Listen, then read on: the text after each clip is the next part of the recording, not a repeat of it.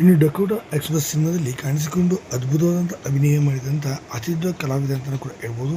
ಇಂಥ ಅತಿದೊಡ್ಡ ಕಲಾವಿದ ಇದೀಗ ನಿಧನರಾಗಿದ್ದಾರೆ ಎಂಬ ಮಾಹಿತಿ ಬಂದಿರುವಂಥದ್ದು. ಇನ್ನು ಕೇವಲ ಡಕೋಟಾ ಎಕ್ಸ್‌ಪ್ರೆಸ್ ಮಾತ್ರವಲ್ಲದೆ ಕನ್ನಡ ಸಿನಿಮಾ ಮತ್ತು ಸೀರಿಯಲ್ಗಳಲ್ಲಿ ಪ್ರಮುಖವಾದ ಪಾತ್ರಗಳನ್ನು ಅಭಿನಯಿಸುತ್ತಿದ್ದಂಥ ಹಾಗೂ ಕನ್ನಡದ ಖ್ಯಾತ ಹಿರಿಯ ನಟ ಅಂತಲೂ ಕೂಡ ಹೆಸರು ತೆಗೆದುಕೊಂಡಿರುವಂಥ ನಟ ಇದೀಗ ಕೊನೆ ಸೆಳೆದಿರುವಂಥದ್ದು. ಇಂಥ ಅದ್ಭುತವಾದ ಹಿರಿಯ ನಟ ಯಾರು ಅಂತ ನೋಡ್ತಾ ಬಂದರೆ ಇನ್ನು ಬೇರೆ ಯಾರೋ ಲೋಕನಾಥ್ ಅವರು. ಇನ್ನು ಲೋಕನಾಥ್ ಅವರು ಕನ್ನಡ ಚಿತ್ರರಂಗದ ಒಂದು ಕಿರೀಟ ರೀತಿಯಲ್ಲಿ ಇದ್ರು ಅಂತ ಹೇಳ್ಬೋದು.